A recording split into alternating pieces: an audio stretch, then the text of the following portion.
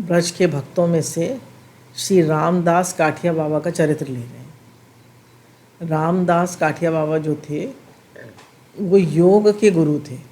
उन्होंने ध्यान मार्ग से चले थे, राम नाम का जप भी करते थे और उनका भगवान से, राधा रानी से प्रेम भी बहुत था। उनके गुरु जो थे वो बहुत अनुशासन प्रिय थे और बहुत स्ट्रिक्ट थे। और उनके गुरुजी जो थे वो 6-6 महीने तक एक आसन पर बिना कुछ खाए पिए बैठे रहते थे, 6-6 महीने तक, और उन्हीं के अंडर में ये रहे थे। तो इन्हें अनेक सिद्धियां प्राप्त थी। इन्हें 2 बार जहर दे दिया, पर उस जहर को ही पचा गए। आर्सेनिक दे दिया 2 ग्राम रोटियां मिला के। तो इतने सिद्ध थे ये और उतने ही प्रेमी थे। एक बार ये कुंभ का मेला, उसमें गए हुए थे, तो वहाँ पर सारे वैष्णवों को निकाल दिया था। कोई शैव संप्रदाय के आ गए थे, तो उन्होंने वैष्णवों को सबको निकाल दिया था। तो उन्होंने देखा सब वैष्णव जा रहे हैं, तो पूछा कहाँ जा रहे हो? तो उन्होंने कहा शैव संप्रदाय, जो यहाँ के जो महाराज हैं वो शैव संप्रदाय के, उनसे बहुत प्रभावित हैं, तो उन्होंने उनको अपना गुरु मान लिया है। तो वो जो है उन्होंने पूरे उस पर कब्ज़ा कर लिया कुंभ मेले पे, और वैष्णवों को निकाल रहे हैं। तो इतना गुस्सा हुए काठिया बाबा, उन्होंने कहा तुम लोगों को लानत है। और जाके उन्होंने इतना गुस्सा किया, और उनको वो गुस्सा भी नहीं किया, वो लोग सब डर के खुद ही भाग गए जैसी काठिया बाबा। ये उनका प्रभाव था। और प्रेमी इतने थे कि जब उनका शरीर पूरा हुआ तो राधा रानी का जो श्री विग्रह था वो उस पर आंसू टपकते रहे, और 13 दिन तक इतने आंसू टपके कि उनकी आंखें बदलवानी पड़ी।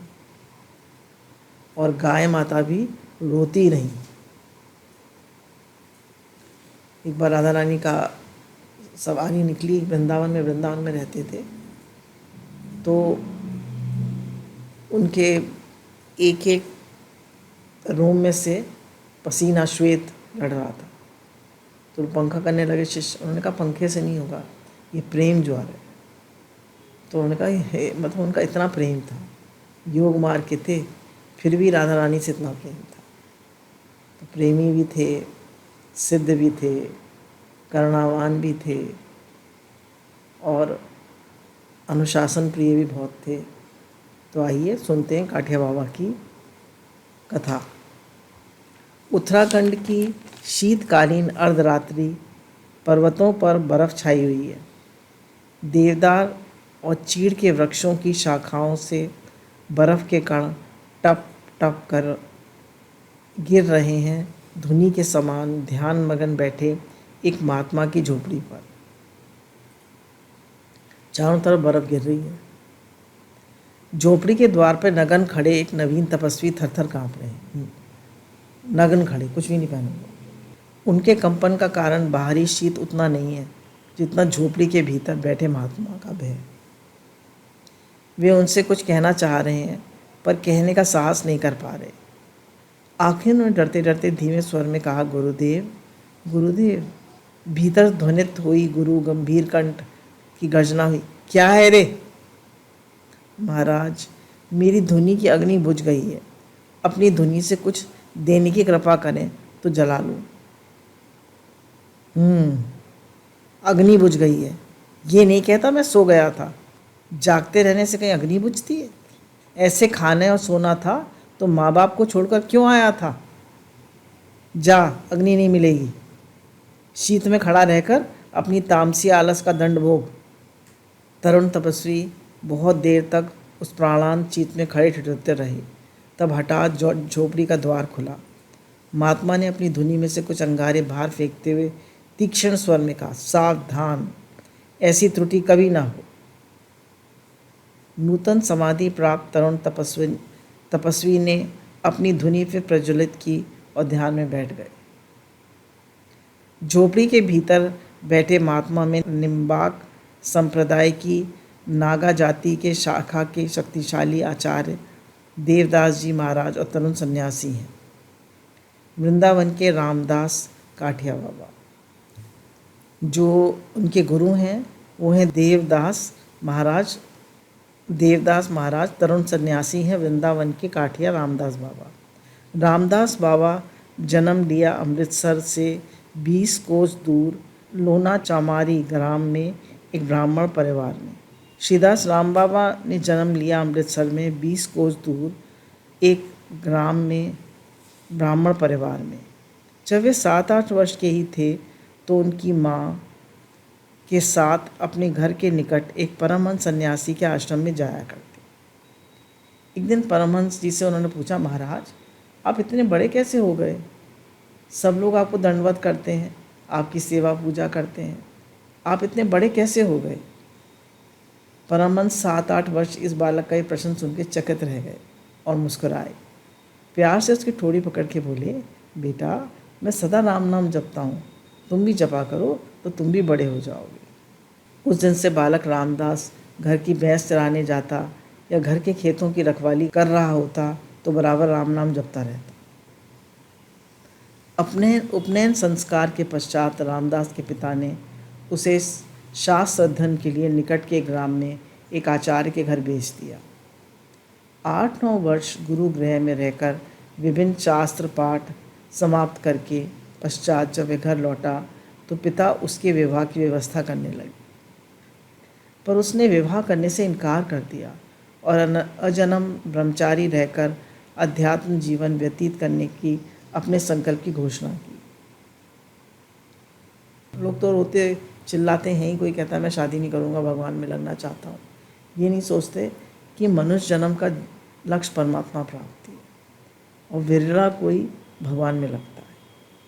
ग्राम का एक विशाल वटवृक्ष था, उसके नीचे बैठ के रामदास ने गायत्री मंत्र जप करना प्रारंभ किया।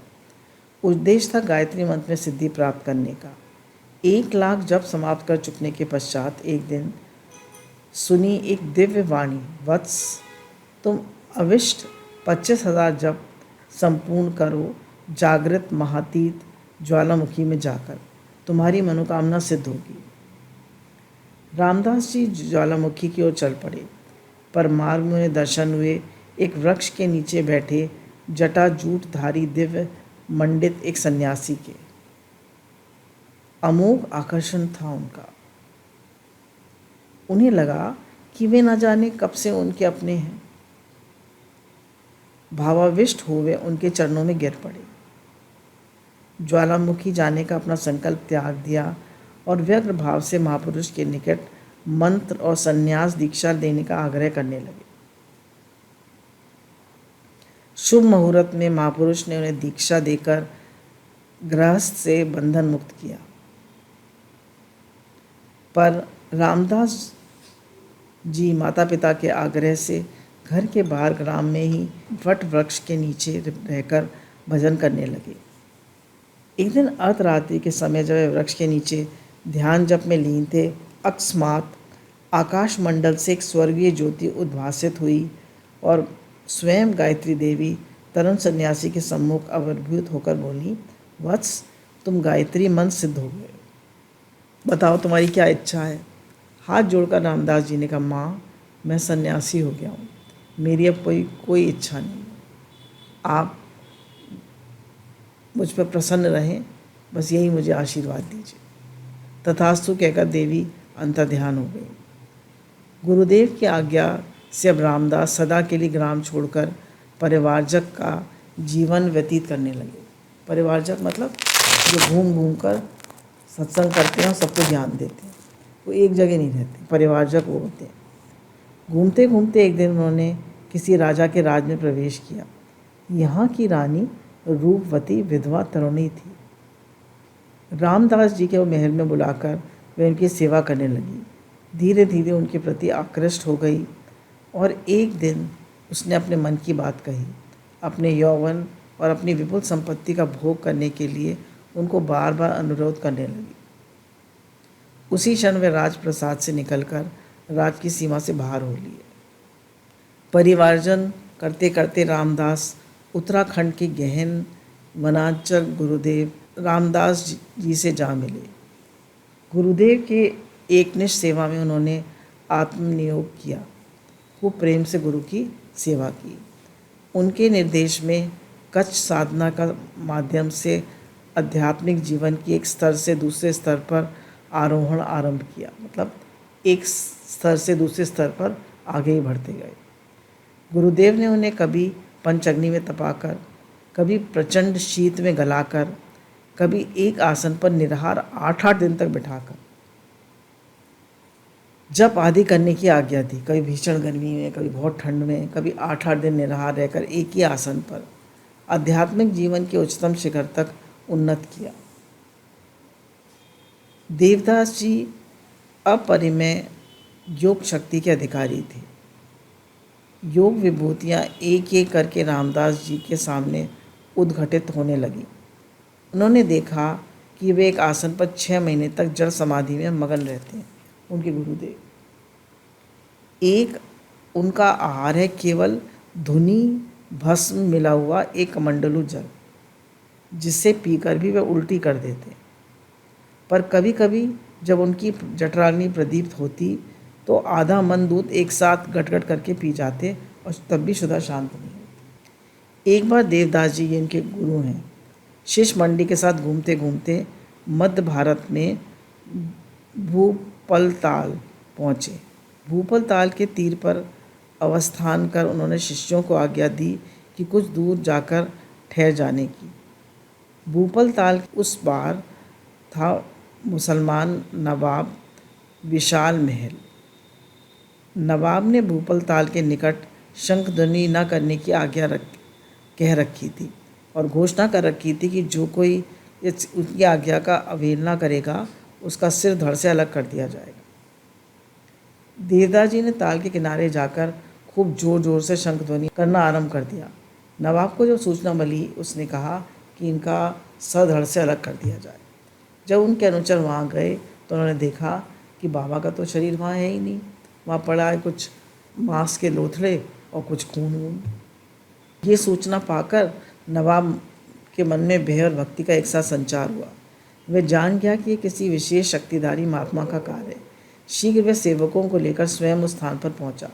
ये देखकर अवाक रह गया कि वहाँ एक जटाजूटधारी तेजोदीप्त सन्यासी ध्यान आसन पर विराजमान है।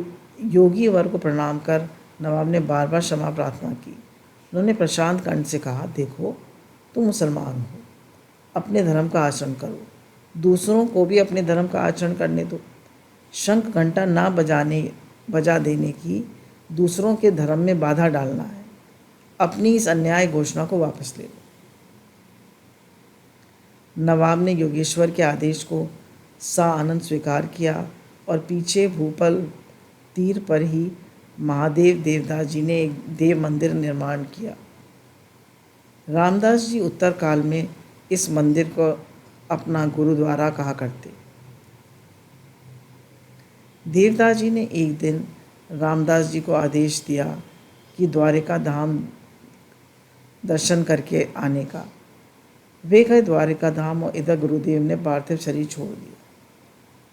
द्वारिका से लौटकर जब उन्होंने गुरुदेव की शून्य आसन देखा तो उनके शोक की सीमा न रही। वे उन्मत्त प्राय हो गए और लगे रुदन करने और जटाजूट उत्पाटित करने। अनाहार, अनिद्रा और निरंतर क्रंदन 7 दिन बीत गए। बिना कुछ खाए पिए रोते ही रहे।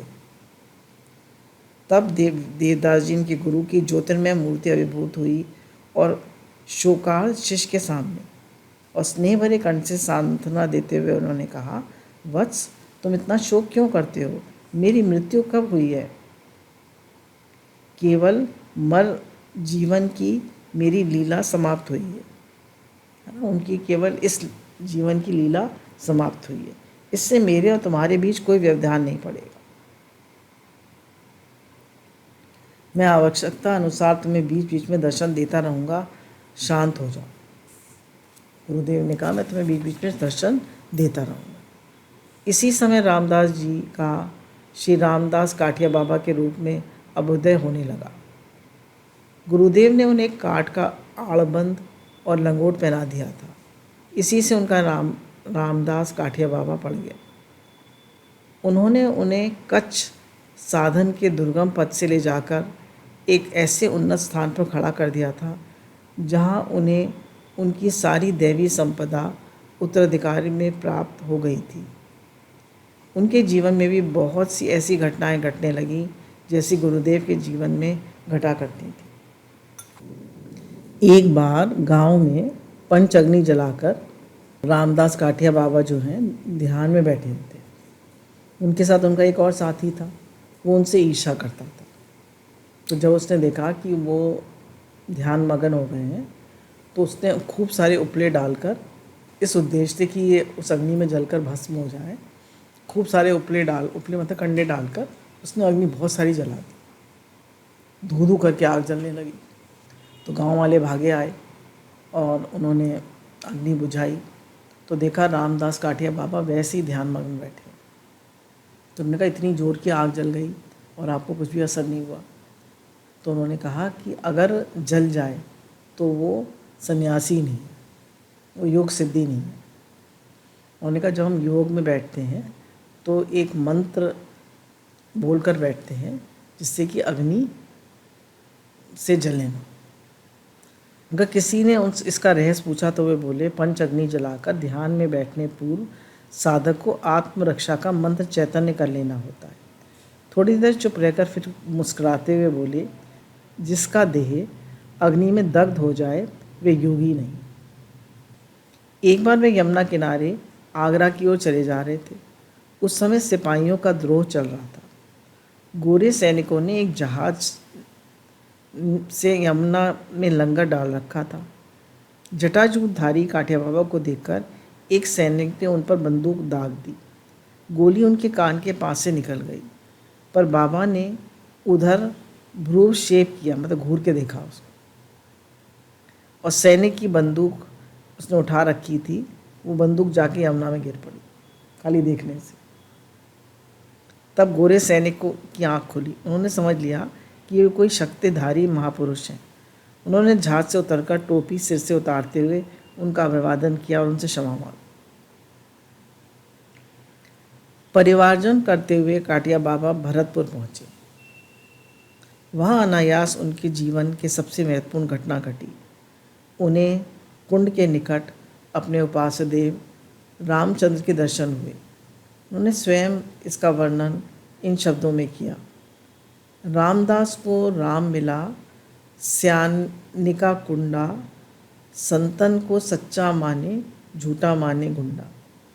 भरतपुर के ईश्वर दर्शन के पश्चात प्रारंभ हुआ काठिया बाबा का आचार्य जीवन।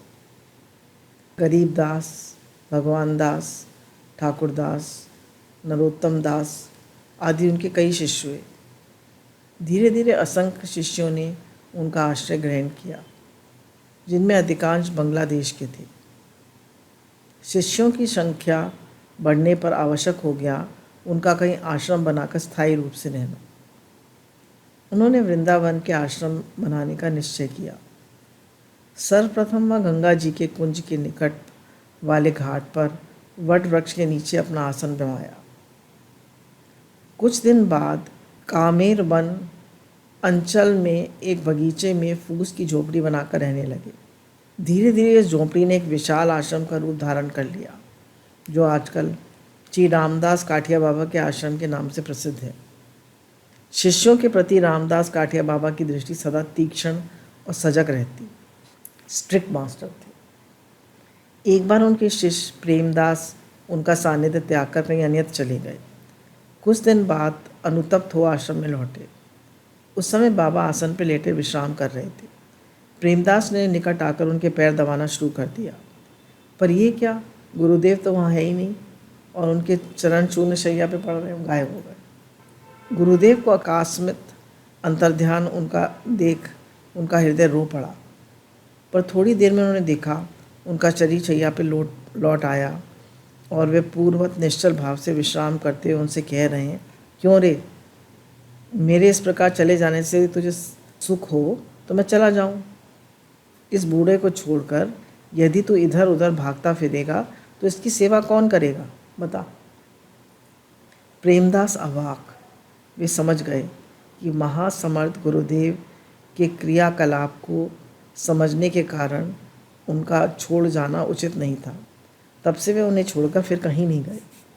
संत दास काठिया बाबा के प्रधान शिष्य थे। उनका पूर्व आश्रम नाम ताराकिशोर चौधरी था। वे एक वकील थे। उस समय उन्होंने बाबा के केवल 2-1 बार दर्शन किए थे, दीक्षा नहीं ली थी। बाबा ने उनसे कहा रात्रि के चतुर्थ पहर में ध्यान करने, ताराकिशोर बाबा से, किंतु पूर्व अभ्यास के कारण उस समय जागना कठिन था। एक दिन शेष रात्रि में जब वे सो रहे थे, उन्होंने सुना कोई कह रहा है, ओ रे उठ उठ। उसी समय उनके ऊपर एक ईंट का टुकड़ा आकर गिरा। ताराकिशोर बाबू ने चौंक कर उठकर देखा, मसहरी में कोई भी, कहाँ से आया ईंट का टुकड़ा? मसहरी में तो कोई छेद नहीं है, फिर ये ईंट का टुकड़ा आया कहाँ से? वे समझ गए कि बाबा की अहेत की कृपा के सिवाय और कुछ नहीं। उस दिन से वे शेष रात्रि में उठकर ध्यान भजन करने लगे। श्री विजयलाल चट्टोपाध्याय ताराकिशोर बाबू के घनिष्ठ मित्र थे। एक दिन उनके बैठक खाने में प्रवेश करते ही उन्होंने देखा दीवार पर लटका एक साधु का चित्र। उन्होंने व्यग्र भाव से उनका परिचय पूछा। ताराकिशोर बाबू जी ने कहा, ये हैं मेरे गुरुदेव वृंदावन के प्रसिद्ध रामदास काठिया बाबा। तब से वे कहने लगे, मैं अभी स्वास्थ्य लाभ करने के लिए स्यालताल परगाना गया था। मैं जहाँ ठहरा था उसके निकट एक वृक्ष के नीचे धुनी रमाए सामने बैठे मैंने इन बाबा को 3 दिन तक दर्शन किए। वे नित्य मैं इनके पास जाता और वे कितना प्रसन्न होकर मेरा आदर सत्कार करते और कितना कुछ प्यार भरा उपदेश करते। पर उस समय काठिया बाबा अपने स्थूल देह से वृंदावन छोड़कर कहीं गए नहीं थे। कुछ दिन पश्चात ताराकिशोर बाबू ने वृंदावन जाकर बाबा से संबंध में प्रश्न किया तो वे बोले, बाबा मेरे यहाँ रहते हुए भी बहुत बार मेरी इस मूर्ति के बहुत से लोगों को अन्य स्थानों पे भी दर्शन होते। एक समय में कई स्थान पे होता हूँ। इसका रहस्य तुम अभी नहीं समझ सकोगे, पीछे समझ जाओ। इस बार वृंदावन में कुंभ मेला लगा। देश देशांतर के सहस्त्रों वैष्णव ब्रजधाम आए हुए थे। सबके समर्थन श्री 108 स्वामी रामदास काठिया बाबा को कुंभ का मेले का महंत बनाया गया। प्रथा अनुसार वृंदावन के महंतों को प्रत्येक कुंभ के मेले में जाना होता है।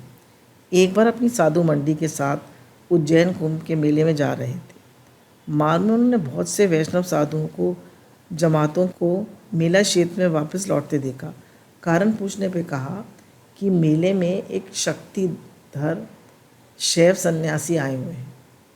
उनकी अलौकिक शक्ति और योग विभूतियों को देखकर उज्जैन के राजा उनके अनुगत हो गए, उनसे उत्साहित हो गए और शैव सन्यासियों ने सारे मेले क्षेत्र पर कब्जा कर लिया और वे वैष्णव साधुओं को यहाँ ठहरने नहीं देते। ये सुन बाबा क्रोधित हो उठे। उन्होंने कहा, तुम लोग वृथा साधु हुए हो। तुमने अपना सर तो नीचे किया ही, साथ अपने इष्ट देव विष्णु की मर्यादा को भी हानि की है। कुंभ मेले में अपने अधिकार के लिए तुमने लड़ना चाहिए था। मर भी जाते तो क्या था। विष्णु भगवान के लिए प्राण विसर्जन करते तो उनके धाम में चले जाते। तुम कापुरुष हो, तुम लोग सब डरपोक। बाबा की तीक्ष्ण वाक्यों से उद्भुत वे सभी वैष्णव साधु चल पड़े मेले में अपने स्थान पर अधिकार करने। आगे आगे हाथी पर समासीन काठिया बाबा महाराज और पीछे पीछे सहस्त्रों वैष्णव साधुओं की फौज। लड़ाई झगड़े के लिए किसी के सामने के आने की बात तो दूर, सब भयभीत हो अपने स्थान छोड़कर भाग गए जिन पर उन्होंने जबरदस्ती कब्जा कर लिया था।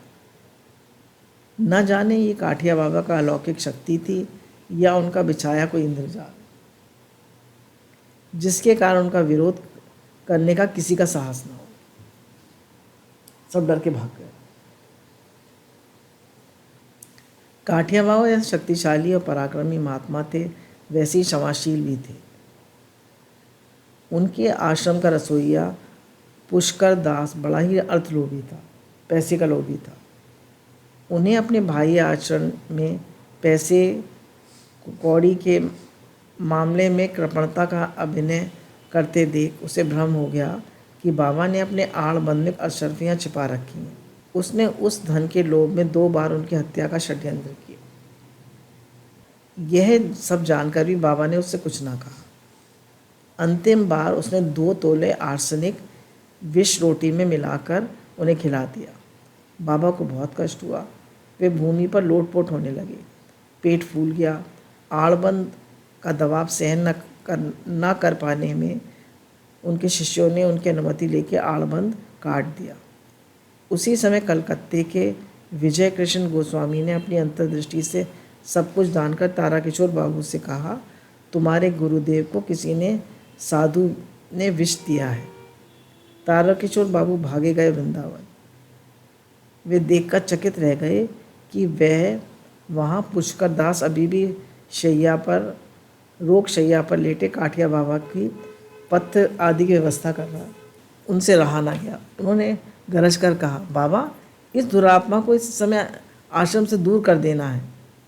काठिया बाबा ने शांत भाव से कहा, बेटा अब इसका भ्रम जाता रहा। ये समझता था कि मेरी आड़बंद में कुछ अशर्फियाँ हैं। मुझे मारकर ये अशर्फियाँ लेना चाहता था। अब आड़बंद कट गया, अब इसका भ्रम भी मिट गया। पर पुष्कर दास स्वयं ही नतमस्तक करके सबके सामने आश्रम से चला गया। काठिया बाबा पूर्ण स्वस्थ हो गए और उन शक्तिशाली महापुरुष के लिए रोटी में विष मिला देना ऐसे ही था जैसे आटे में नमक मिला देना। बाबा की योग शक्ति तो लोगों ने बहुत बार अनुभव किया, पर इन असाधारण योग विभूति संपन्न महापुरुष के अंतर में जो प्रेम यमुना की गुप्त अमृत धारा निरंतर प्रवाहित होती रहती, उसका संधान पाना कठिन था। इनके अंदर में प्रेम की धारा भी रहती थी।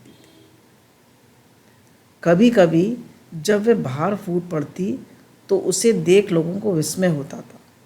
उस दिन आश्रम में ठाकुर श्री बिहारी जी और राधिका जी को लेकर वृंदावन में शोभा यात्रा निकाली गई।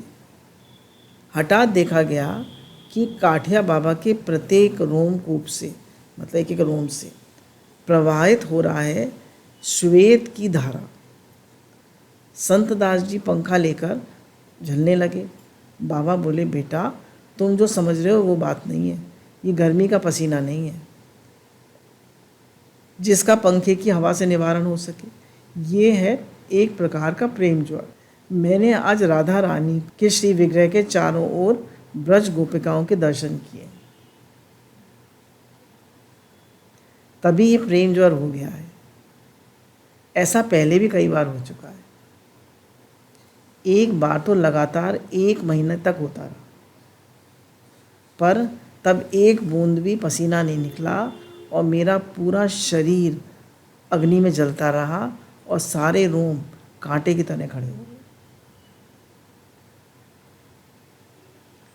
सन 1910 के मास की अष्टमी की मध्य रात्रि में काठिया बाबा ने स्वस्वास्थ्य में के सेवक रामफल को बुलाकर पीने के लिए पानी मांगा। पानी वो पी के बोले, रामफल ले भाई, तेरे हाथ का जल भी पी लिया, अब तू जाकर सो जा, हम भी अब चल जाएंगे। रामफल उनके इंगित को ना समझ सका, जाकर सो गया। थोड़ी देर बाद 2 सेवकों की निद्रा भंग हुई। दोनों ने देखकर विस्मय हुआ कि आश्रम का आंगन एक अपूर्व ज्योति से परिपूर्ण है। उसी समय वे भागकर बाबा के कक्ष में गए तो देखा आसन पर निष्पन्न भाव से अवशिष्ट हैं, पर श्वास प्रश्वास बंद है। आसन में बैठे हुए हैं पर सांस बंद है, मतलब उन्होंने जोत में समा गए। 2 दिन बाद गुरुदेव परलोक गमन संवाद प्राप्त कर संत दास वृंदावन पहुँचे। उन्होंने देखा कि काठिया बाबा के अदर्शन के कारण आश्रम की गाय निरंतर अश्रु बहा रही, सब गायब हो गई,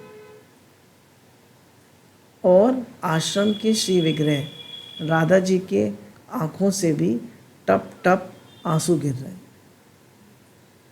प्रथा अनुसार 13वें दिन बाबा का भंडारा किया गया।